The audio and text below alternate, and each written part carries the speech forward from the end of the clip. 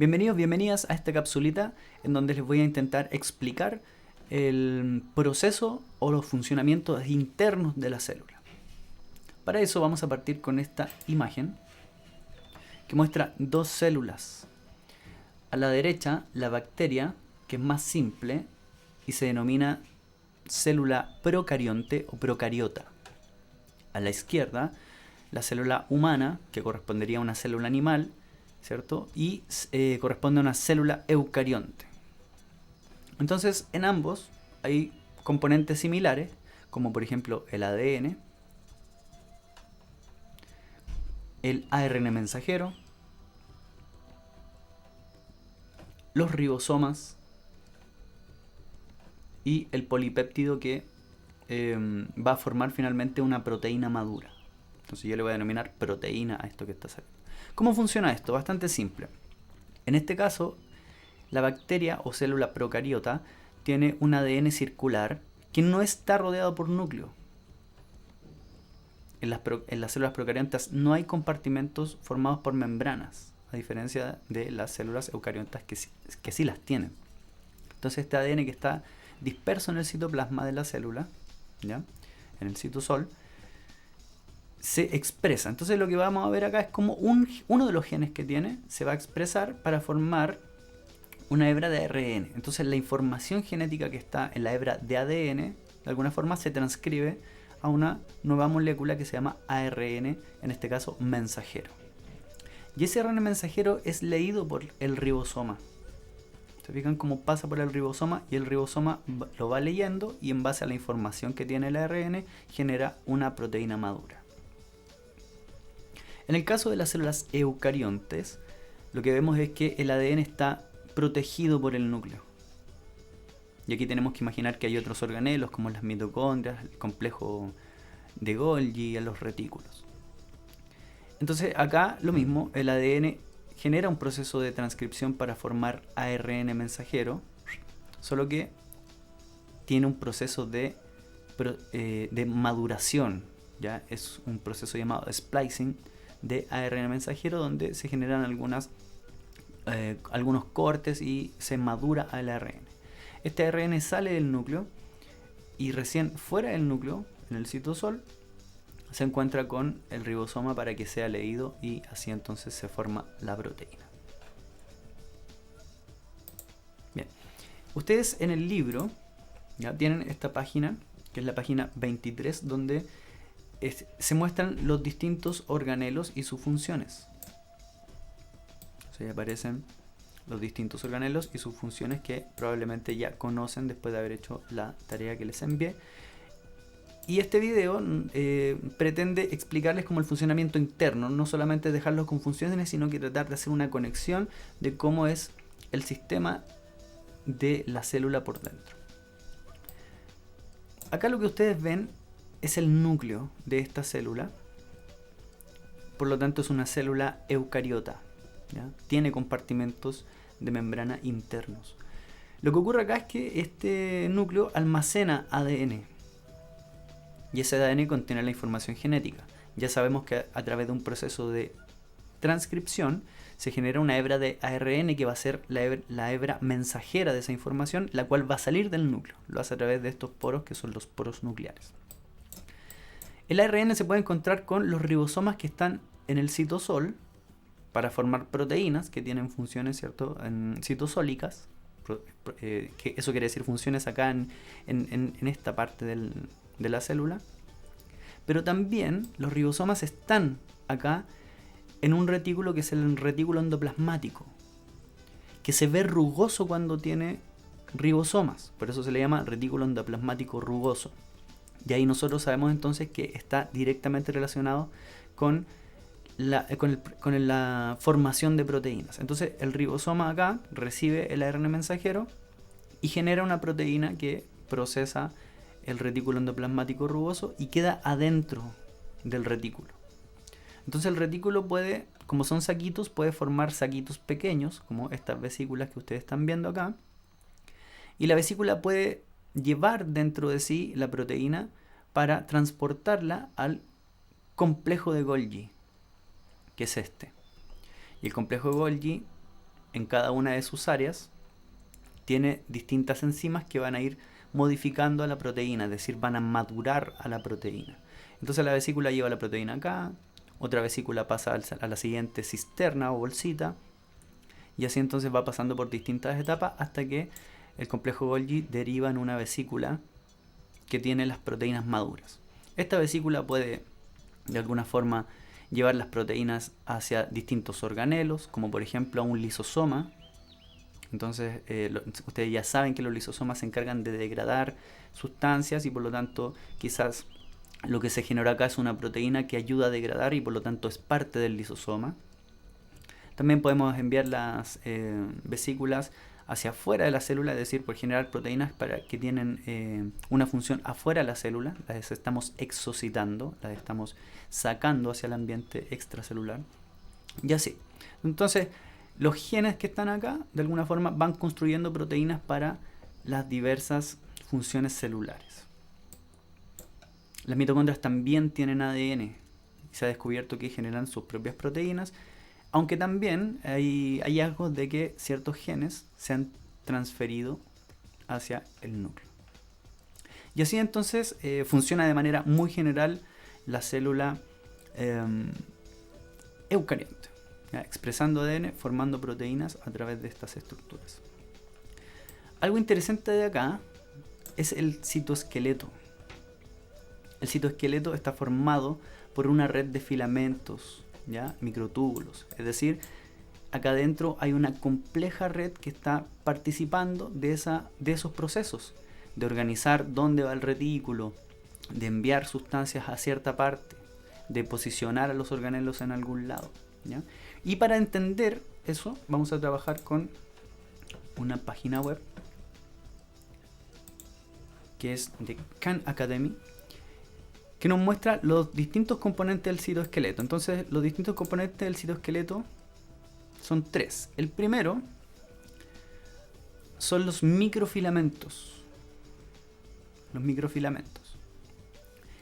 Estos están formados por una subunidad, que es un monómero, es decir, la parte más básica de este filamento, que se llama actina, y es una proteína. Entonces, miren cómo muchas actinas se juntan para formar este filamento. Es un filamento pequeño, tiene aproximadamente una dimensión de 7 nanómetros. Lo interesante de acá es que estas participan en las contracciones musculares. Entonces se pueden hablar, por ejemplo, generar fibras de actina con otras fibras de miosina, y estas pueden funcionar como riel. Entonces se juntan y eso genera un acortamiento de una banda. Si yo, por ejemplo, tengo esta célula, que va a ser una célula muscular, y tengo adentro esta situación, ¿no? Si yo acorto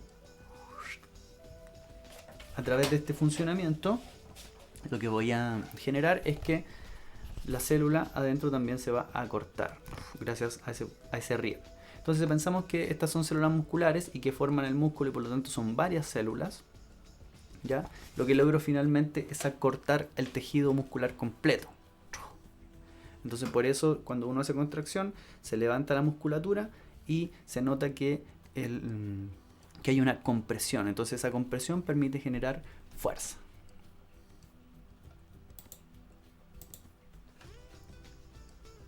También participan en la división celular. Por ejemplo, forman anillos de actina. ¿Qué quiere decir eso? Que cuando esta célula quiere reproducirse y formar dos, se genera un anillo al centro que es como una especie de cinturón que va angostando a la célula, y ese cinturón logra unir, ¿cierto?, esta parte de la membrana para que después esto se divida y formen dos células por separado. Ahí. Entonces participan también en la división celular.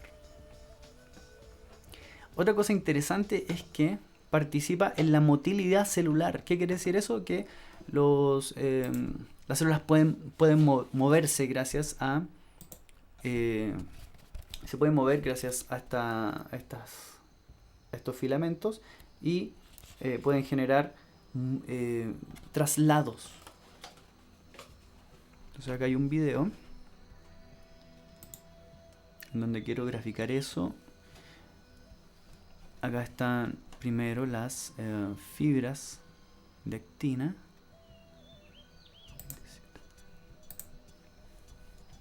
Ok, ahí está. Entonces ahí están los filamentos de actina. Podemos ver que están dentro de la célula, están formando redes complejas.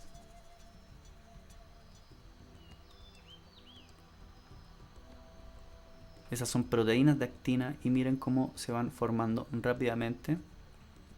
Se van juntando para generar estos filamentos que tienen estas distintas funciones que yo les he mencionado. También hay proteínas específicas que pueden cortar los filamentos. Y acá les quiero 722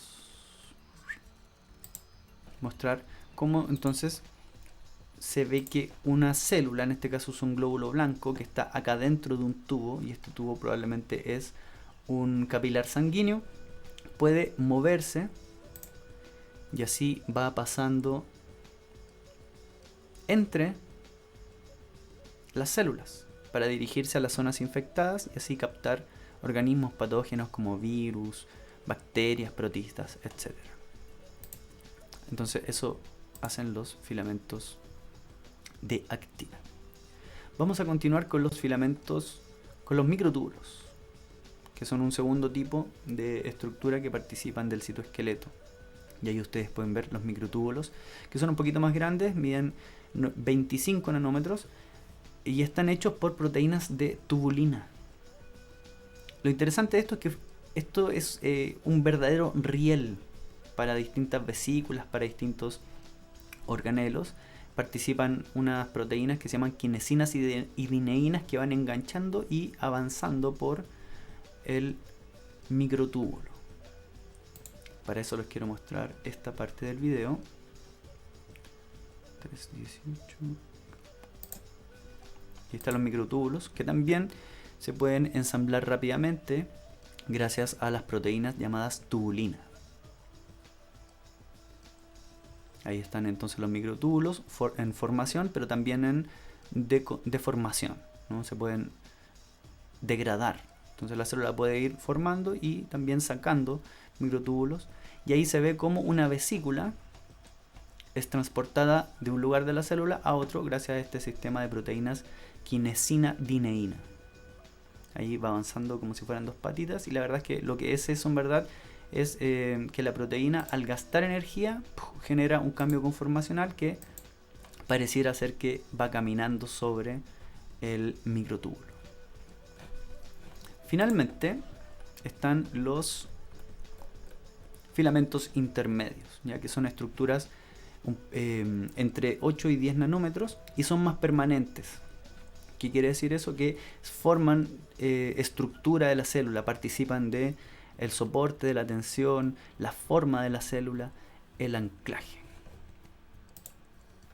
Así que ahí podemos entender ya de mejor manera cómo esta célula tiene un funcionamiento interno donde se van expresando genes, esos genes generan proteínas, las proteínas se mueven a través de las vesículas, se van procesando, van cumpliendo funciones, las vesículas adentro tienen rieles que les permiten el transporte, entonces esto es el metabolismo, ¿no? Son las funciones completas que va ejerciendo la célula a cada instante. Nosotros estamos formados por células y cada una de nuestras células tiene esos componentes y está en este momento activa, funcionando, ¿ya? Y ese metabolismo entonces que nos mantiene como entidad viva no es otra cosa que la generación de la vida. ¿Ya? La vida tiene este sustento biológico pero también químico, entonces hay una base bioquímica y obviamente física para comprender esto. Finalmente les quiero mostrar la siguiente página donde se habla sobre la evolución de estas células, cómo llegan a formarse sistemas tan complejos, ¿no? se cree que en la aparición de la vida lo primero que se genera es una célula procarionte, un coacervado, ¿no? Una bacteria primitiva.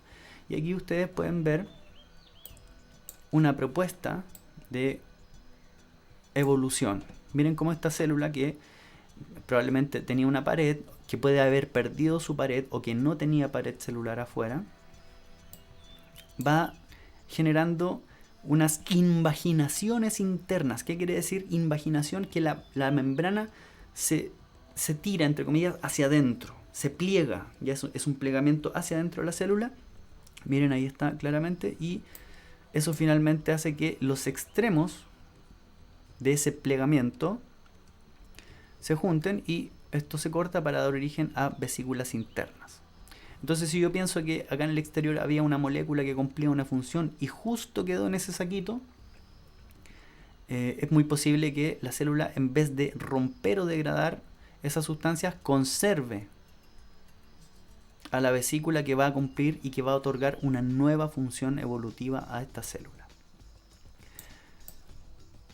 Otra propuesta es la endosimbiosis, ¿ya? Es como estas células, un poco más complejas, se alimentan de células más pequeñas, en general procariontes, y al comerlas, ¿no? Entre comillas comerlas, la van endocitando y para alimentarse de esos nutrientes, ¿no? Entonces, cuando hay una bacteria que tiene un funcionamiento interesante, nuevo, novedoso, la célula en sí se ve favorecida por esa función, y a la vez esta bacteria que ha sido fagocitada, ingresada a la célula, se ve favorecida por la protección de un entorno ya más cubierto, ¿cierto? Está protegido dentro de la célula más grande. Entonces, ambas generan funciones positivas entre sí, y esto permite generar un proceso endosimbiótico. ¿Qué quiere decir? Que una está dentro de la otra, por eso endo, y simbiótico porque se favorecen. Y así entonces se cree que se han creado las mitocondrias o los cloroplastos en el caso de las células vegetales. Espero que haya quedado más clara como la relación entre los organelos. Espero que estén muy bien. Nos vemos en la próxima capsulita.